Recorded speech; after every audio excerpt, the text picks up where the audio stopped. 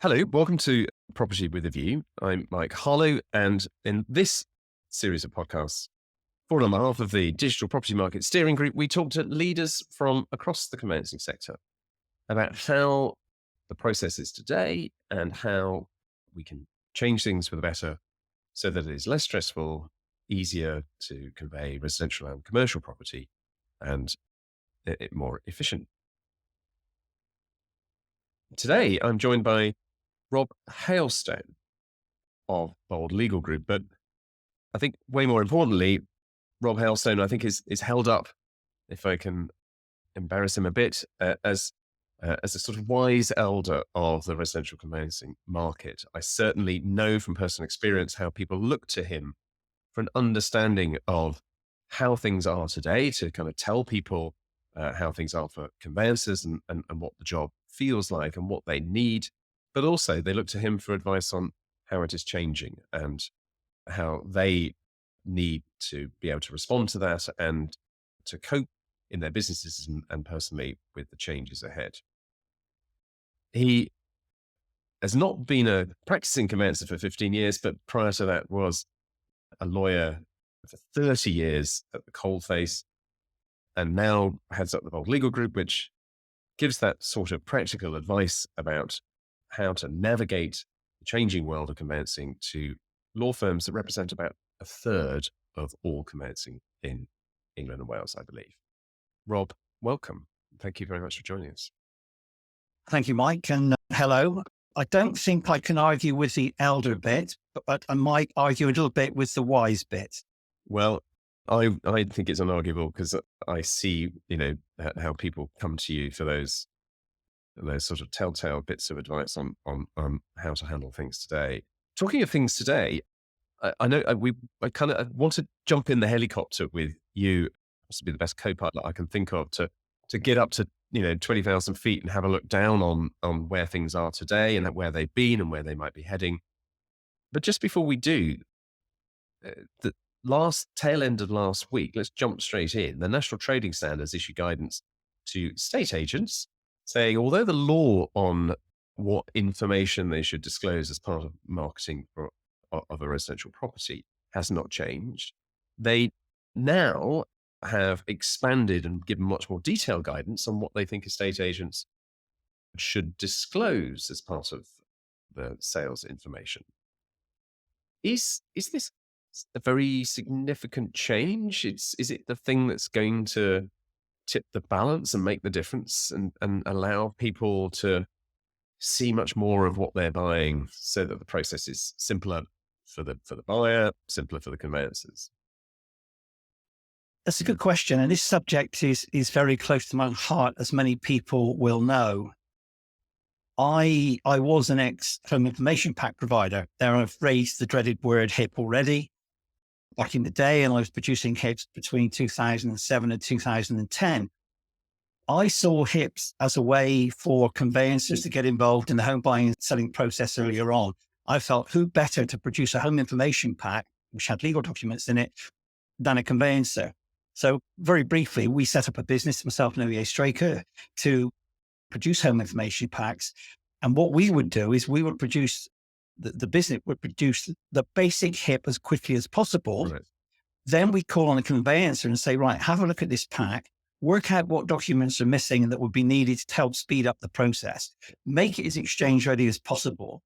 And they would look at that. They would get the additional transfers and guarantees, etc., scan them, upload them, put them into the HIP. And then by the time the property had been sold, or a buyer had been found rather, we would have an almost exchange ready pack. Right. And we were doing that differently to all the other HIP providers, and it was beginning to work. It was beginning to reduce fall-through rates and speed up transaction times. So when HIPs were scrapped, I was upset, to say the least. We had to make our staff redundant, et cetera, et cetera.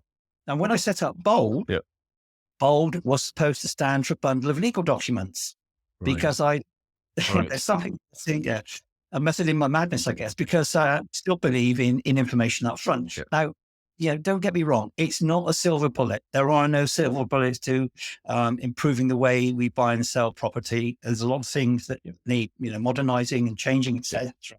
But I think as far as these new changes with material information is concerned, so we had phase A come in last year, I think, or earlier this year, and now we've got phases B and C. Phase C will include things like restrictions, restrictive covenants, easements, etc. Yep. And I think that's where conveyancers can get involved. So going back to your question, will it change things? No, it won't change things overnight. It's going to be a very slow burn. Agents won't want to do it. It's quite complex. It's new. Mm. I think policing and enforcement will be slow, but it would be a gradual thing. And I am pushing my members, those who believe in information upfront or material information. And I think there's a big difference between material information and information upfront. Yep. Material information is for the consumer. Yep. Information upfront information, I think, is for the conveyancer to help speed up the conveyancing process. So at the moment, we've introduced material information. As I say, it's going to be a slow burn before it's taken up, could be a year or so. Yep. But I think that might be the catalyst for full upfront information later on. It's also material to the consumer, though, to know that the transaction, when it's in the hands of the conveyancer, is going to go quickly. Because I think what you're saying is the material information helps me make a buying decision. Is it everything that I might worry about as a buyer? But there's a broader pack of information that the conveyancer needs to see. And if the consumer knew that it was going to go faster in the conveyancer's hands, if the conveyancer had that pack up front as well, then it is also in the consumer's interest, isn't it? So isn't there a kind of just the job's not fully done until you've got it all available up front? No, absolutely. I mean, yes, you can inform the potential buyer better with material information before they make an offer, so they don't make an offer on the wrong property, which is what this is about, I say. But to speed up the process, you need the searches, you need the inquiries, you need the transfer, etc., in the upfront information pack. So you do need the two. And yes, by speeding up the process and making it less stressful, you are benefiting the consumer, of course. I think we might come back to that when we're talking a little bit more about the role of the conveyancer today and in the future. But the first thing I want to ask is what's it like to be a conveyancer today? Now, I know you said at the beginning you haven't done it for 15 years yourself, but you know a lot of people who do. What's it like? Well, it's nothing like what it used to be when I was doing conveyancing, unfortunately. And I think the turning point was pretty much between the 20th and the 21st century. You've got a very broad church of conveyancers out there now. Back in my day, it used to be a partnership. Now you've got a lot of not so many sole practitioners. You've got sole practitioners, you've got companies, et cetera, et cetera. You've got volume conveyancers, you've got high street firms, you've got very small high street firms. And I think it's a different experience for all of those people working in their different offices. And I think they have different views on what it is like to be a conveyancer today and what the experience is like. Many conveyancers would say the system is a bit creaky, perhaps, but not broken. They don't feel that buyers and sellers should be rushed into selling and buying a property. They think they should have time to think about this, basically the biggest purchase and sale of their lives. Yep. It's a stressful business. It's misunderstood. I think conveyancers get very frustrated at being chased by agents, brokers, lenders, everybody else. And I think in many ways they are, the unsung heroes. It's not much fun, but when you help somebody exchange contracts or buy the property of their dreams, I think that's what makes it worthwhile. So what's the difference? Is it always been a bit like that? Or what's the difference between how it was for you, say, 30 years ago and how it is today in terms of what the job looks like? We'll perhaps come on to the nature of the organizations, but the job itself. I think it's almost unrecognizable, to be honest. When I was doing my conveyancing in the late 90s, etc., last doing it, early 2000s, I would say I had about seven plates to keep spinning at any one time. So, inquiries and searches and title checking. Sure. Nowadays, the modern conveyancers got, I reckon, 15 or 20 plates to keep spinning because we've got so many new things to look at and deal with. You've got ID, you've got source of funds, you've got anti-money laundering, you've now got the Building Safety Act. We've got leasehold changes coming. SDLT is far more complex than it ever used to be. And of course, we've got climate change issues to look at. It's mission, I don't call it mission creep anymore. I call it mission stomp. because it just keeps coming and coming at the conveyancer. Totally unrecognizable job, I think. And is that, I mean, it's clearly more work and what makes it more complicated. And therefore, I guess is a reason for thinking that you can't expect it to be, as easy as it was, that the nature of the job has changed. But do you think any of those roles are unfair or wrong to, for the conveyancer to be fulfilling? Is there something, too much burden being placed on one part of the system? I think conveyancers think that definitely, yeah, and they don't want the government to start tinkering with SDLT again anytime soon. Yes, we possibly need a new leasehold changes that are on the cards now. We need ID Acts, obviously, because of the fraud issue and the terrorism issue. Some of these things are absolutely needed, but some are not sure about whether we should be the gatekeepers for everything, i.e., climate change, whether we should be collecting inland revenue money, et cetera, et cetera. And there's just too many things now for one conveyancer to do. They like to be experts in everything, but they're being turned into jack of all trades if you're not careful, because there's so many things. I, I wonder whether one of the reasons is that if you're looking for somebody, whose professionalism and enables them to take on a responsibility in the process, the sort of positive, if you like, of that is that, there in the middle sits the conveyancer who, is a regulated legal professional and therefore somebody who can, take on something that, in policy terms, people think is really important to do. So and I'm not saying that makes it better or the right choice. It's a reflection on the responsibility and the ability of conveyancers to fulfill that role. Isn't it? Yeah, I think so. And I think you've hit the nail on the head there when you say regulated. They are regulated, they are professional, they do have professional indemnity insurance and all sorts of other insurances now, cybersecurity maybe. Yeah. And some of the other stakeholders in the business don't have that. For example, estate agents. Mm. We hope one day they will become regulated. So why not put all the pressure on the regulated one? And that's where the responsibility lies, where the buck stops, Yeah. and where the compensation payment would come out. I can see why it's done, but I think it's very unfair at times. Is it an attractive career? Would you advise somebody, thinking about what to do next in their, late teens, early 20s to go into it? I think I've infamously said on more than one occasion, if any of my children said they wanted to be a conveyancer, I'd lock them in the garage and throw away the key until they changed their mind. That's I've how you would learned know, but how would three bangs on the door or something? Is that how you'd find out whether they changed their mind or not? just be eventually hungry and thirsty, I guess, and change their mind. Right. But no, I suppose I say that partly in jest because it is still an enjoyable job. And as I said, when you get to the exchange part, when you get to the completion part, it's great. You get many, many thank you cards and bottles of wine and chocolates from clients. As I said earlier, I think they are the unsung heroes. They don't shout about it enough what they do, Yeah. which is why we introduced this year National Conveyancing Week for the first time. We're having a second National Conveyancing Week next year to play up the role of conveyancers and try and explain it to a much wider audience and let them celebrate what they do for a week. So, no, it's not something I push somebody into, but I think if you look at it and you think you've got the aptitude for it and you can handle the pressure and stress, it is an exciting, challenging job at times, and it is emotionally rewarding.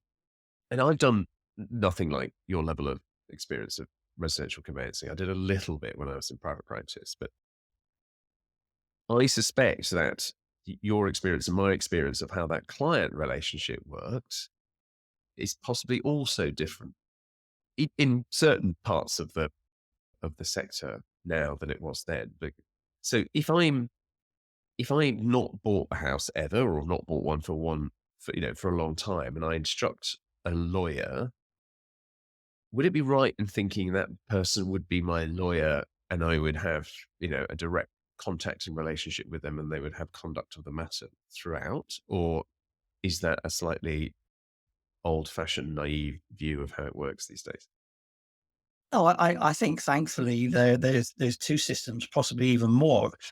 There's still plenty of high street firms out there where you'd have one lawyer carry out the transaction from start to finish, and you can go in and see him or her in the office. There's the other side of it, the bigger players where maybe most of it is carried out online. And I think it's probably a generational thing as to which kind of service you would want. Obviously, the older person would probably prefer to go in and see the conveyancer in the local high street, whereas probably the younger person who likes to do everything online now would prefer just to deal with everything remotely. And so and I can understand that. So if if you want to just deal with it on your mobile phone on your way into work, then, you want at the other end of it, it's got to be a digital casework system that, you can keep up to date with. But is the kind of meaningful and sort of valuable bit of being a conveyancer that having that connection with the customer as you described it, and them knowing that there's somebody expert, wise at the other end of the text message, phone, whatever it is, however you communicate. I think again, it depends on the client. If I take my car into a garage and they repair it, I don't really want to know what they've done as long as it comes out and it drives properly. I think Yeah. that's the case with some people with conveyancing. They don't really want to know what you're doing behind the scenes unless something goes wrong Right. or there's a problem or something they should know about. They just want to get from A to B to C, i.e., offer to exchange to completion. And I think that's the modern world now. And of course, we're in the Amazon society where everything has to be done to today or tomorrow. Whereas there's still a lot of older clients, I think, who want to know what's going on.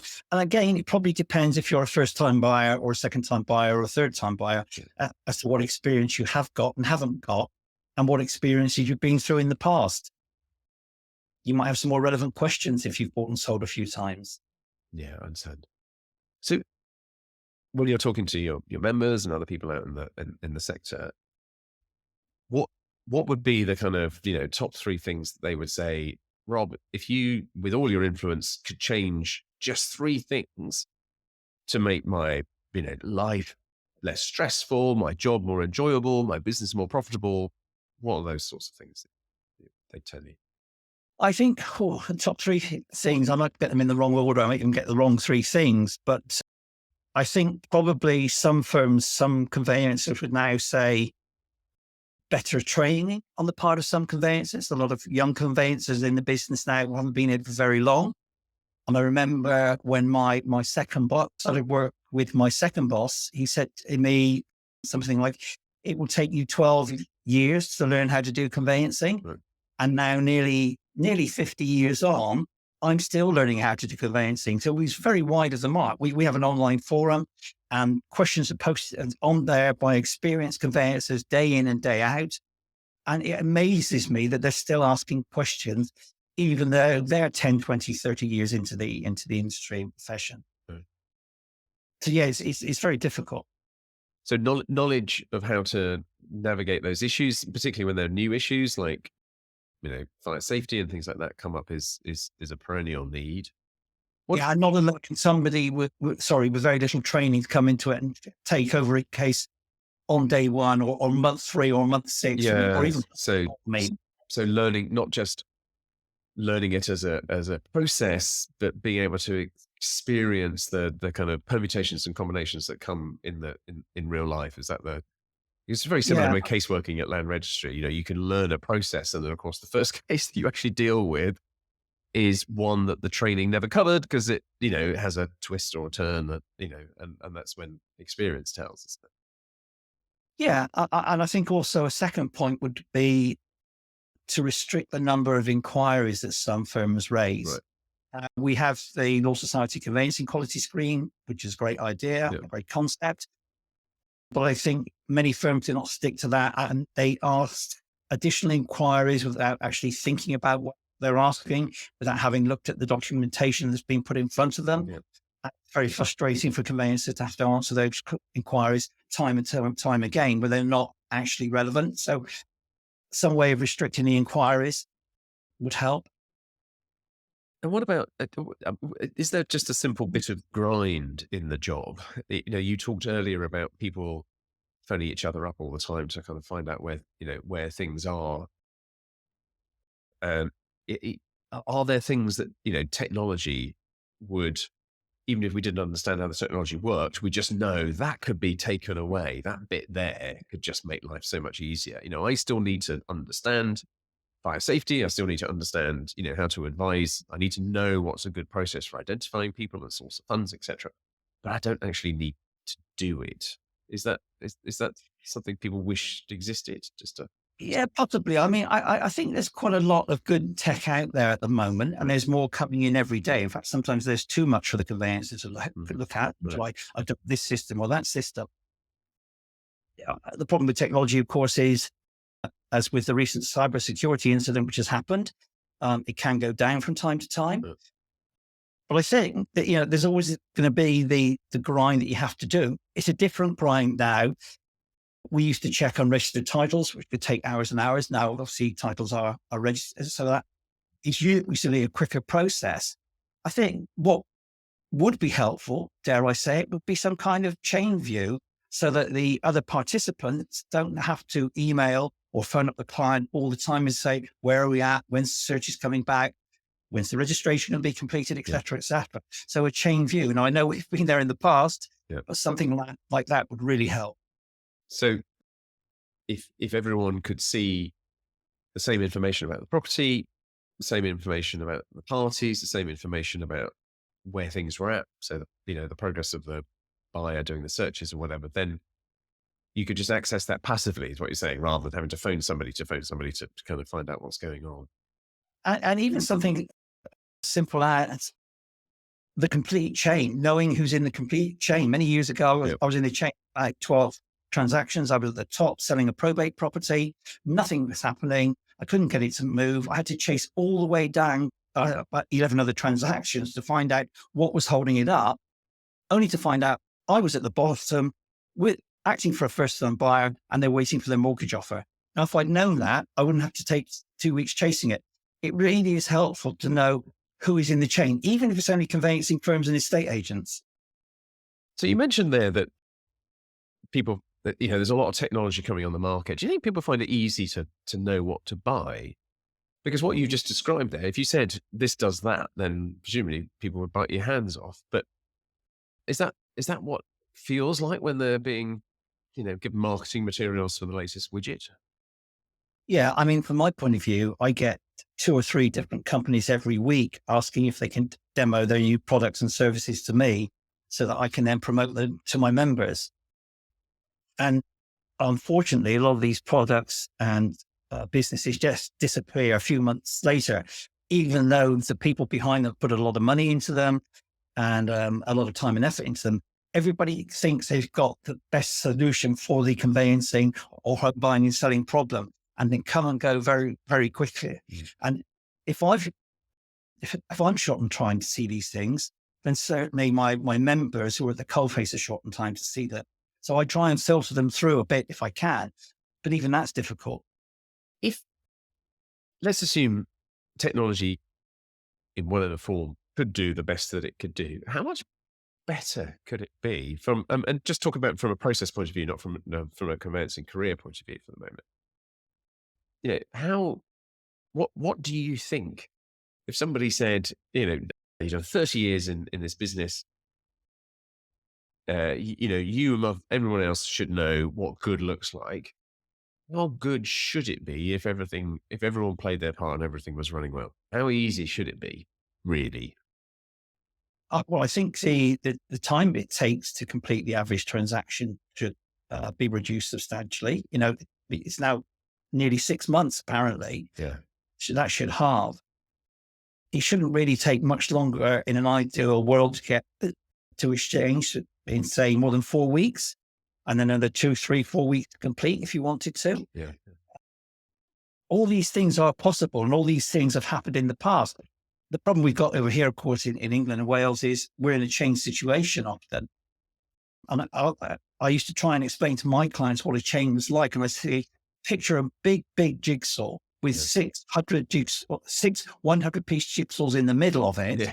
If there's one piece missing from one of those 6 jigsaws, you can't exchange contracts and you can't complete any of those jigsaws. Yeah. I don't know if that works for my clients. They're always slightly confused. It works in my mind. Yeah, no, I completely get it. So kind of that you said 4 weeks to exchange.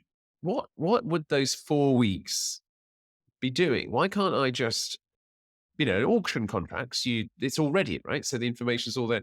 Why can't I go straight to contract? What do lawyers need 4 weeks to do? Well, as we touched on earlier, it's the AML, it's the source of funds, it's the Yeah, ID checks. Then you have to request your searches, which take time to come back. yeah, You have to wait for the contract pack to come in from the other side. They might have only just been instructed, and that might take them a little while to get out. yeah, You might not even hit the ground running for 2 or 3 weeks, to be honest, yeah, which is why with the new material information changes, trading standards are saying, get a conveyancer instructed on day one if you can, certainly if you're a seller. And also, if you're thinking about buying, go and see your conveyancer. And then you can take 2, 3, 4 weeks off, I believe. So that would help.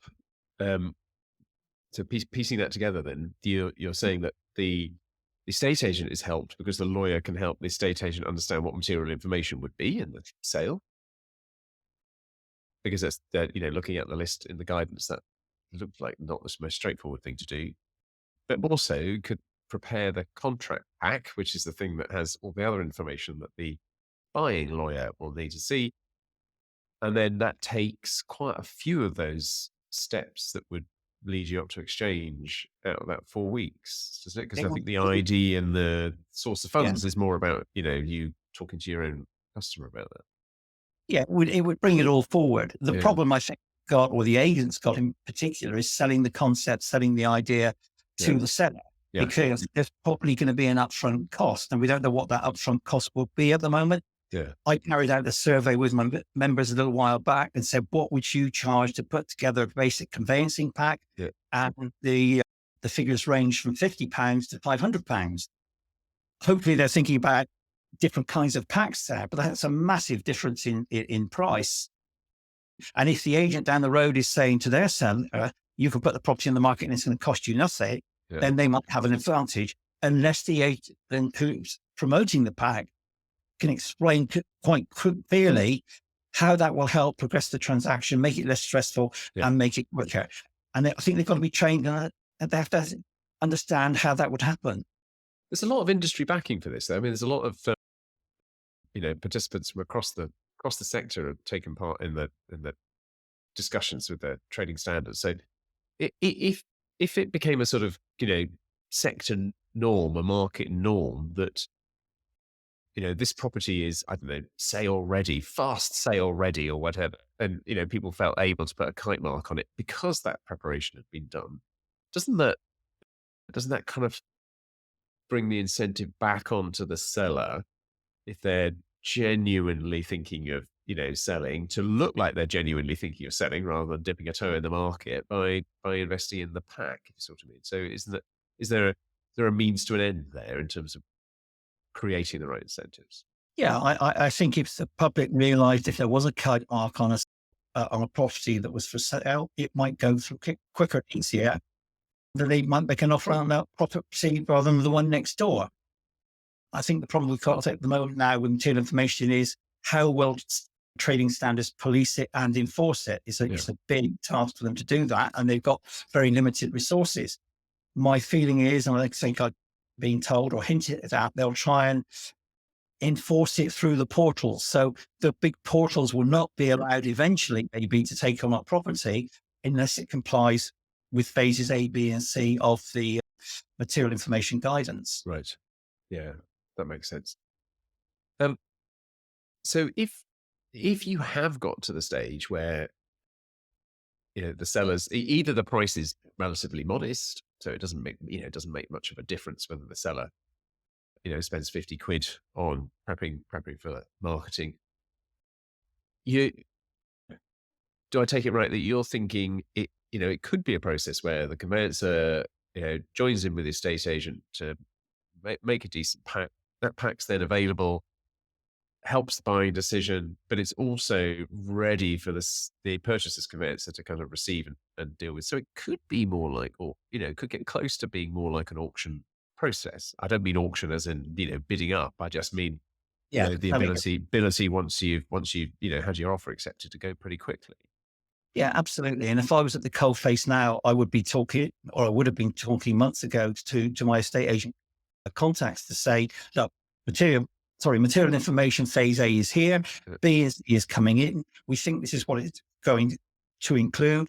You can't put this together on your own. Can I help you with that? How are we going to do that? What are we going to charge? How long is it going to take?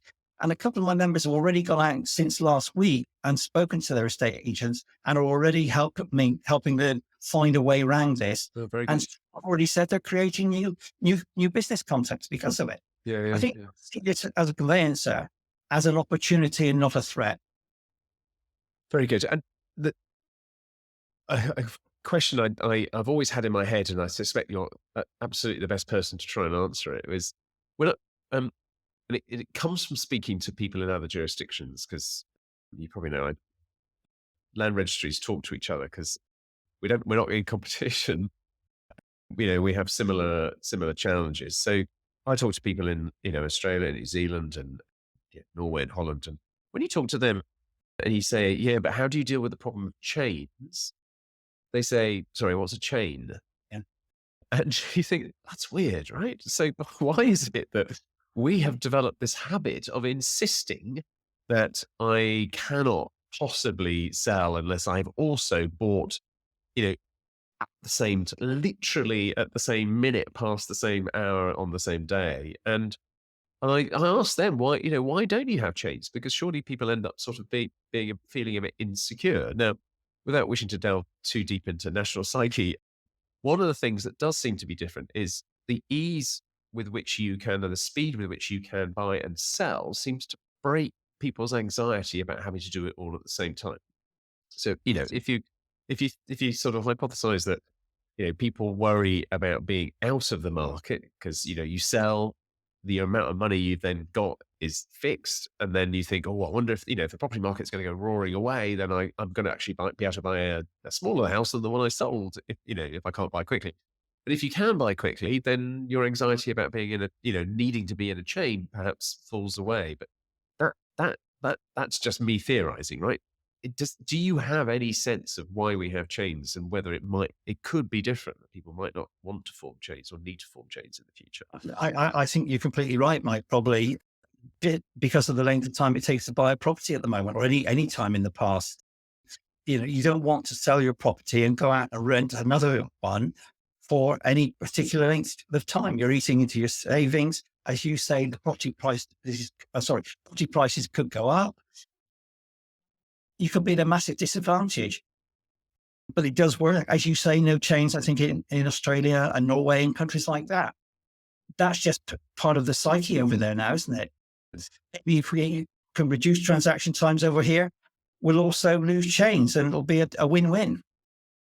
It seems to make things much more nimble, right? So a lot of those complexities, you're just dealing with, back to your puzzle analogy, you're just dealing with one 600-piece puzzle, not 600-piece puzzles, in a massive larger puzzle. So, I think also thinking, from my point of view, if I was selling and not buying at the same time, you might have to go into temporary accommodation where you can't put all of your furniture. So yeah, you have to storage. So you have the physical aspect of yeah, moving yeah, twice. yeah. I don't really see how it works, but I know it does work in other countries, like you said. Who knows? It may just be one of those things that now we've got used to it. We'll never not not expect it and not want it. But it it it it does, as you said earlier, it's that loss of control, not knowing what's going on for you, the conveyancer, or the client at the other end of the chain, that makes it so stressful, isn't it? Because that mismatch of knowledge and an ability to deal with it is really, really hard. Probably also psychologically, not actually owning a property at any one time, even Right. if it's only for a day or two. Yeah. An Englishman's castle is his home or her home these days. Yeah. Yeah. Um, oh my God, I do own a property for the next 3 weeks, 3 months, year. Yeah. That worries people, I Yeah. think, having on the ladder. Yeah. Now, you represent very, very well and very volubly your members in all issues. And it's only right and proper that you get a chance to ask me questions about, anything you would like. This is your opportunity to say what you like, not just answer my questions. So, and I know you asked a few of your members what points, what questions you'd like to ask, or what points you'd like to make. So, I'm gonna hand the baton over to you for a bit of the interview. Okay, Mike. Well, I've got 4 or 5 questions here. The first one, you know what it's going to be. We all know what it's going to be. It's not even the elephant in the room, is it really? It's just in the room. It's the backlog. Yeah. What is being done to tackle the backlog? Have you got more staff? When is it? When can we see an end to it, please? Yeah. Quite right and proper to raise it.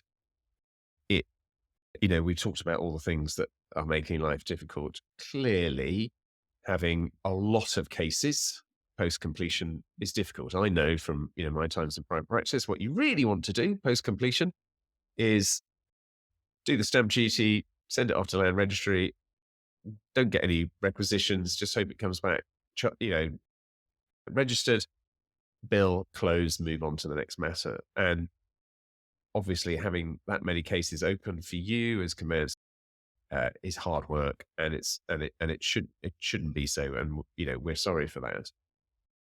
The reason it is that way is actually a reason that we have to address systemically, because whenever there's been a housing boom, there's been a backlog because there is only one land registry, and whenever there's a spike in demand, we don't have people waiting in the wings to kind of take up that slack. We have, though, had this problem for some time. So it's now right and proper for, the challenge to be, to us to be, why haven't you dealt with it and where's it going? Currently, we are reducing the oldest case. It's it's coming down quite significantly. It's around about 18 months at the moment. We're targeting no case older than 12 months in spring next year.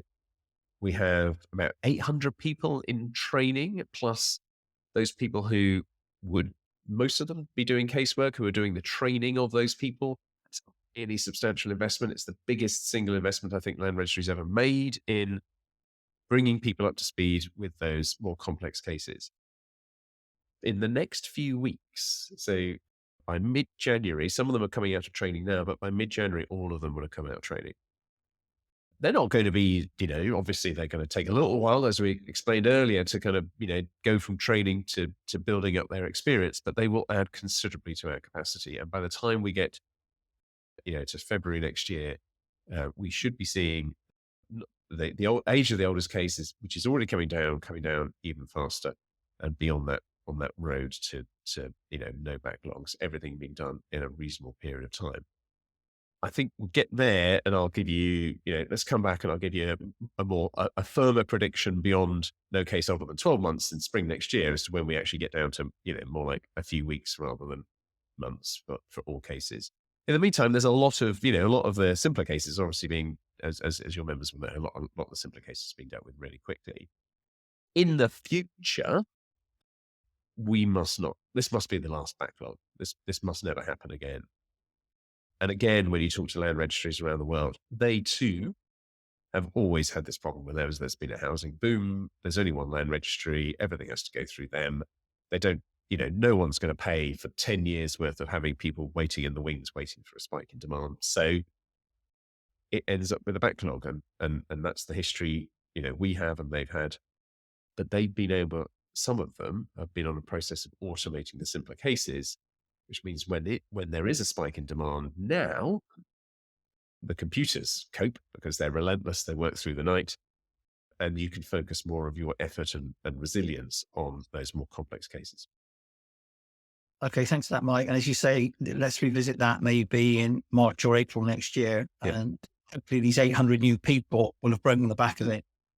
But following on from that, is there any way that the land registry can stop lenders from chasing the conveyancer constantly? Is there something that HMLR can do electronically? Yes. It's almost like I set you up with this question, Rob. I didn't. I hastened to ask because I've come from a meeting just now where we were talking with the lenders saying, right, so and we have a private beta that we're just about to start with a quite a substantial number of lenders where they are going to receive information on where their application is. And they are saying that they will, as a result, chase only the exceptional cases. And what they mean by the exceptional cases is those where, it's out of priority application time and yet we haven't received an application, or the application's come in, it's been dealt with, but they haven't, their charge hasn't been registered. So in other words, the kind of vanishing small number of cases where it's sort of slipped into the gaps. That's only right and proper. They are the lender and the buyer are actually the applicants. The conveyancers are just their agents, really. So they should be able to know this. And if if our systems and our information wasn't a glorious 160 years of inheritance of different ways of doing things, it would have been far easier and quicker to be able to do that. But I'm very pleased that early next year we'll be able to kind of do much more on that and help conveyancers out that way, because it's a pain that. So hopefully sometime next year, then conveyancers can see some end to the constant chasing they get from some lenders. I think I watch this space, but I don't think you're going to have to watch the space very long in the new year to find out much more about this.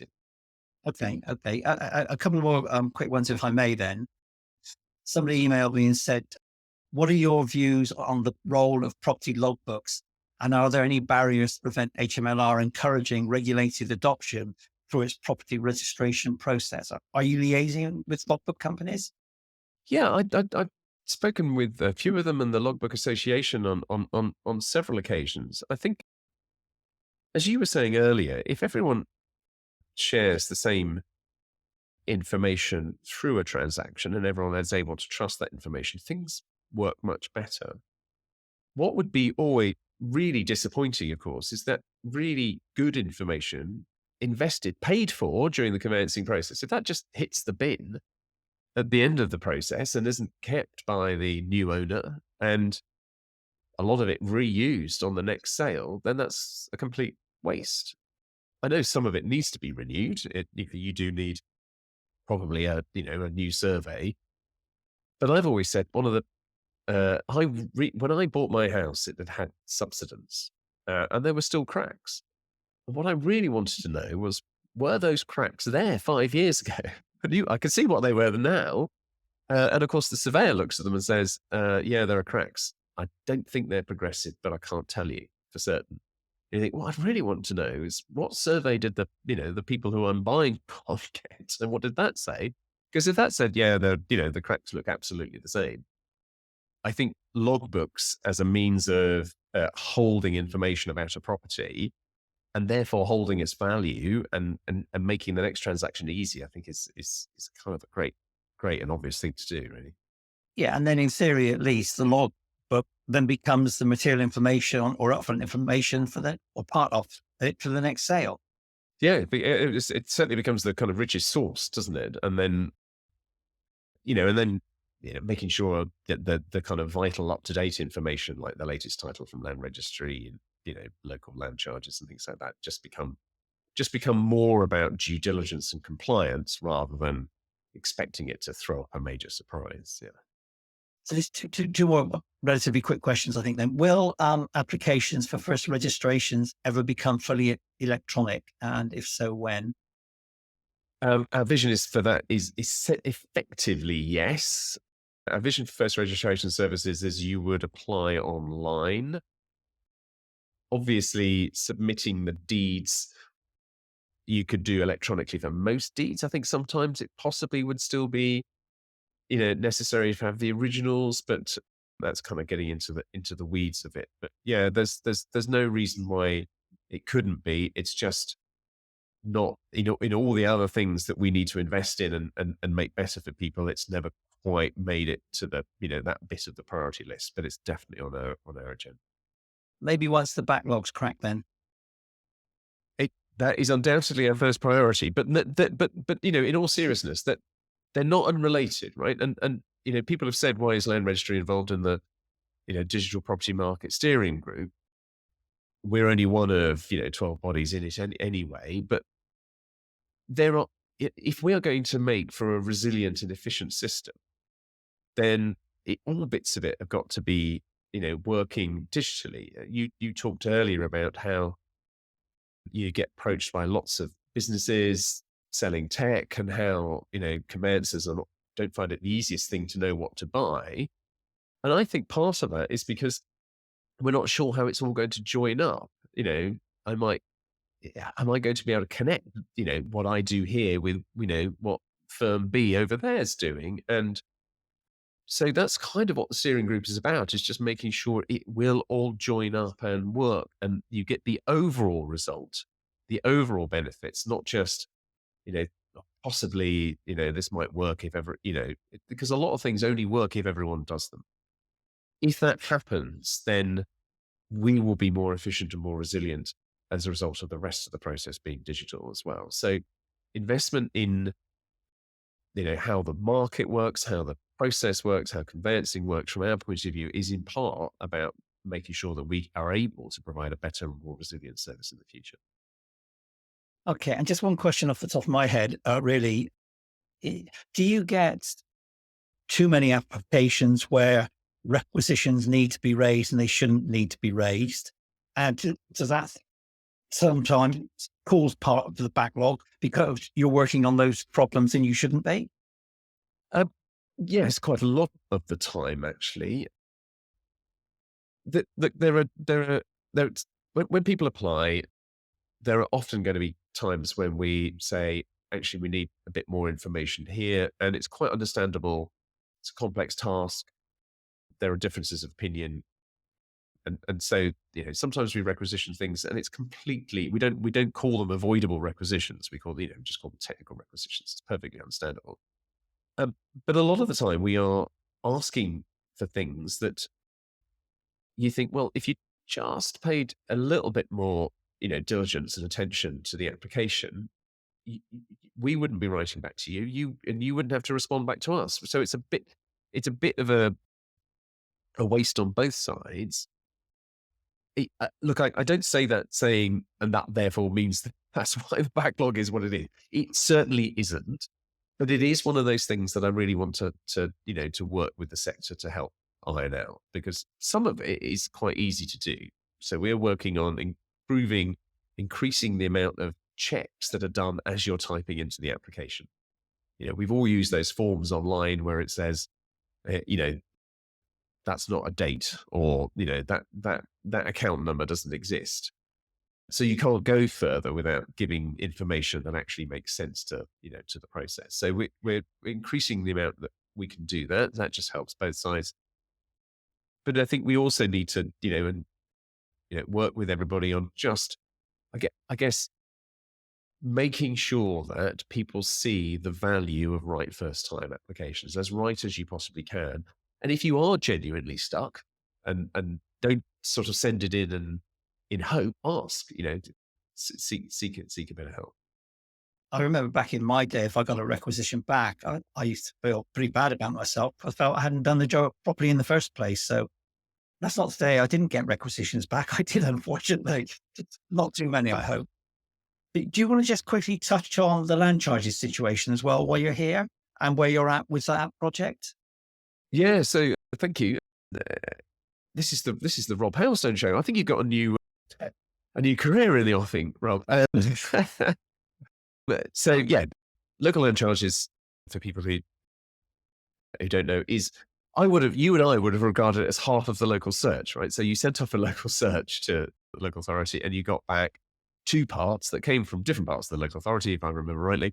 One was a statutory register of things local authorities are obliged by law to keep a list of, Yeah. things like listed buildings, smoke control orders, tree preservation orders. And the other part was an answer to a series of questions in a form unhelpfully called Con29, because it doesn't tell you what it is, which is just, are they going to build a tram stop outside your house? Or, weirdly, that's the only one I can seem to remember. But all of these used to take up to several weeks. And in fact, in sort of habit forming terms, it's one of the reasons I think that a lot of people thought, I'm instructed, I've got 6 weeks until we exchange at least, because that's kind of the time it's going to take for the local search.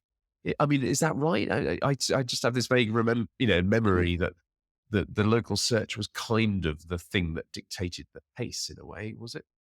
Yeah, I think that used to be one of the slower things back in the Yeah, day, and quite often I'd jump on my motorbike and go down to the local authority offices and do a personal search and go yeah. to 40 departments and then come back with the result if I was in a contract race. But yeah, certainly the local search did take up most of the time often.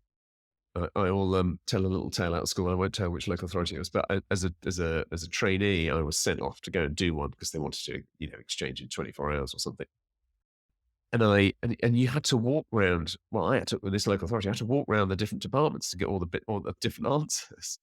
And I went to one place, and she said, "Oh, yeah, no, you have to wait for Brendan to come back from lunch." And I said, "Well, can we not get the answers, from his computer or something?" "No, they're under his desk." I mean, it was literally a box of paper under his desk. So what Land Registry's been doing, there was a piece of legislation passed a while back that said we need, it'd be great to create a national register of local land charges, the ones that they have to legally keep a log of. And even though local authorities are still going to be the person to whom they're sent, they will then upload them to a national register. We're in the process, therefore, of digitizing, 300 plus local authorities' records. I mean, tens of millions of individual records. And if memory serves, I think we're over 80 local authorities now. It took quite a while to figure out how to do it to the standard needed. But now, now we're into 80 local authorities plus. We've got the machine, ticking over nicely, and it's just it's a question of when, not if. The interesting thing about it, go back to upfront information, is of course that makes upfront information really easy because you can now, in a local authority area where at least this bit, you can now just go online and in seconds have that information when it, could have taken you days, weeks to get hold of it. So, if you go back to that incentives and excuses and reasons for not doing upfront information or HIPs or whatever, then that's one of those taken away. And what's interesting is, okay, what's left then? What else, if you digitized it, it doesn't mean people will grab the information. It just makes the reasons for not grabbing it quite vanishingly small. And one final question, Mike, if I may.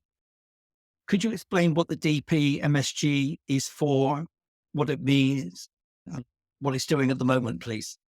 Yeah, I was it's a very fair question. I was on a panel the other day. I think you were in the audience, and the panel title was "Not Another Abbreviation." Now, I think implicit in that was not another group that is, going to come and save the world. Is it? And that's the last thing that, the conveyancing sector, there's been so many efforts. We've talked about a few over the years to kind of make things different. The Digital Property Market Steering Group is not about saying, oh, but we've got a better answer, or all those other things, all those other groups can stop because this is it. It's actually taking a completely different view, in my view, which is that, I think you said it as well, there is no single silver bullet. A lot of things need to happen, and they need to happen in a way that joins up. That's hard work. It's not glamorous. It's not easy to communicate, but it's hard work because you've got to see what's good and encourage and support what's good, not get in their way or get out of their way. But you've also got to make sure that if there are gaps, you've got to think how they're filling them, how we fill them, and how to join things up. And it's basically a group of all those institutions and bodies, professional bodies, trade bodies, etc., who could help. And we're not going to always agree on what needs to be done, but we are all in the same room trying to figure out, as I say, what should be just cheered on? What should we get out of the way of? What do we need to, do that's not happening that would make a difference? And it's going to be about action. It's not going to be just about talking. We will shortly be able to publish a program of work with, real outputs, things that will be delivered in timeframes and consulted upon and delivered. And, I'm excited about it. because I think that all those big grand projects that were going to make a difference over the years were too grand. There was no single one, organization or one single effort that was going to make the difference. It was about hard work. And I think this is the example that Norway and others have shown us: hard work and collaboration across the sector. And that's what this is about. It's about bringing people together. So it's not easy to communicate because there isn't one single thing we're going to do. And we're not trying to displace anything that anybody else does. And final thing is that we're determined that we do this not just for residential, but for commercial as well. And that's not just about needing, thinking that, the same problems in commercial. It's just that actually they all share the same information. They share a lot of the same professionals and systems. So actually, if you try and fix it for one and you're not also trying to, make it better for the other, they're going to conflict, and and neither's going to progress that quickly. So it's about making sure that it works across the property market per se. Well, I dearly hope that all the effort being put in by these different groups works, because I've got a little bit of survivor's guilt. As you said at the outset, I left conveyancing in 2005, and I pretty much enjoyed it up till then. And I'm not sure conveyancers enjoy it now as much as I did. And I would love to start enjoying it more. Yep. And I would wish that too, obviously. And I am optimistic like you that there are things that I know we can do, and I know technology can help us with, that takes away the things that aren't great about the job and leaves you with the things that will always be needed, which is that expert advice, intelligent support for the customer. Yeah. Okay. Thank you, Mike. I'll stop now. All right. Well, look, Rob, it's been really great to have you on. Great to talk to you. As I say, I think that your real world experience, not just of the career itself, but of what goes on today amongst your members and what you're, seeing by way of feedback, is fascinating. Thank you very much for joining us, Rob Halstead. Thanks for your time, Mike. Lovely. Thank you. Bye. This is Property with a View, available on all the usual platforms. Please do leave a review and a rating.